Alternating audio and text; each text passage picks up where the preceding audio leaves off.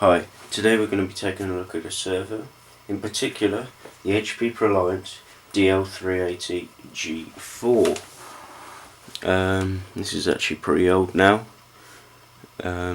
so some stuff may be a bit out of date, but the general idea will stay the same.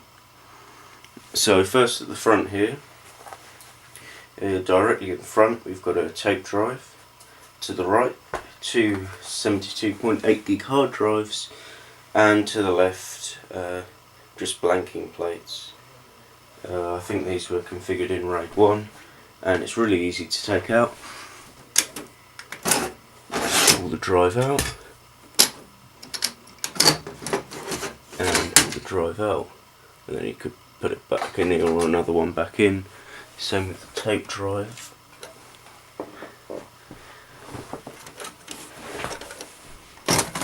Just pull out, easy as that.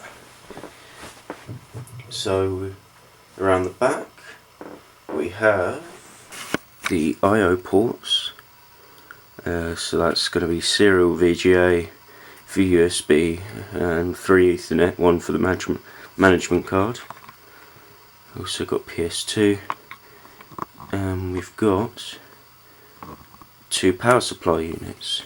Now these are for redundancy, because you can easily just pull out if one fails and put the other one back in and put another one back in, or the other one, and so on. You can leave them out. Obviously you need at least one for the server to work, and that's all done for redundancy and ease of use. So I've taken the cover off, and now this is the insides of the server. Same from the front shot of before. There you can also see, I didn't point out beforehand, a CD DVD drive on top. So when you lift the lid off, this is what you're likely to find inside a server. Most servers are around the same. I mean, might have changed a bit by now because this is quite old. But quickly pointing everything out, you've got two processor slots. In this one, just one's in use. Got a bank of fans, RAM slots, PCI expansion slots, another bank of fans, power supply, cables going into the motherboard and stuff. Really, it's just like your normal desktop computer, but in a smaller form factor. And everything is made to be really easy to take apart and use, as I will now demonstrate. Say one of the fans fail, just pull it out, and we can get another one and replace it in there while the server's on. If the whole bank of fans failed for some reason, we can lift up the whole bank and take it out of the system. This also gives us access to some of the components down here. So this is where the backplane connects to the motherboard. There's also another motherboard connection there as well. Now, as I said, everything in this system is designed to be really easy to remove. I mean, I just undid these screws and you can already see there's just two screws. And of course the connections, which I'm not going to undo, allow you to remove the backplane from the system. So if that failed, if you had the spare part with you, it shouldn't take more than 5 minutes to unplug everything and plug everything back in, which is great for something like this. This is the RAM slots in a bit more detail. Again, this is probably exactly like your desktop computer. You pull the RAM out like so, although it will be a bit different, as you can see on the label, if we can get that into focus.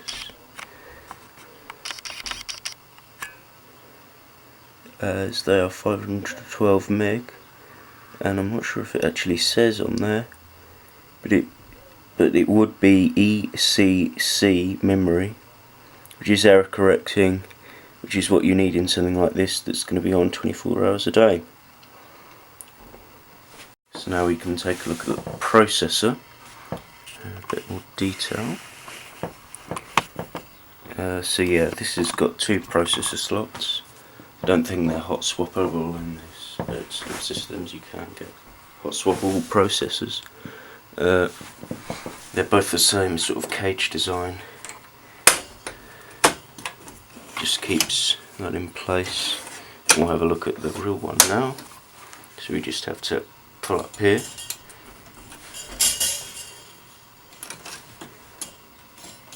If we can get it up, that's it.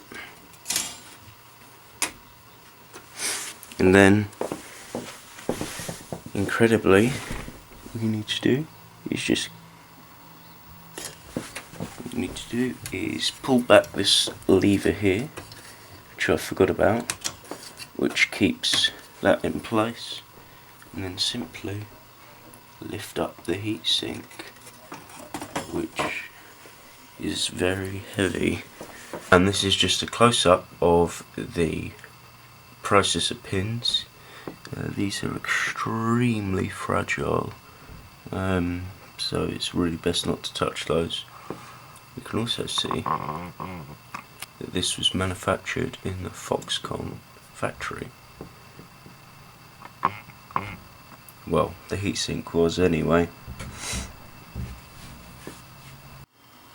So these fans, like the ones that were closer to the front of the board, again easily pull out and are replaceable. These 2 are hot swappable when the server is on, but you need to have as much uptime as possible on these things. As you can see, there's a 6-pin fan header that just simply plugs in to the header on here. We can plug those back in. We'll take a quick look at the PCI riser slots now. Now the actual slots for the PCI cards are on another removable board, as you can see, and that plugs in with this connector straight into the motherboard. So if we remove this, we'll be able to see what's underneath. The back is where the PCI slot covers would go. There aren't any installed in this system. I don't know why. If we come back a bit, we have down here a BIOS battery and another slot for the sort of expansion card over here. And here's a quick time-lapse video of me putting everything back together again, hopefully in the right place.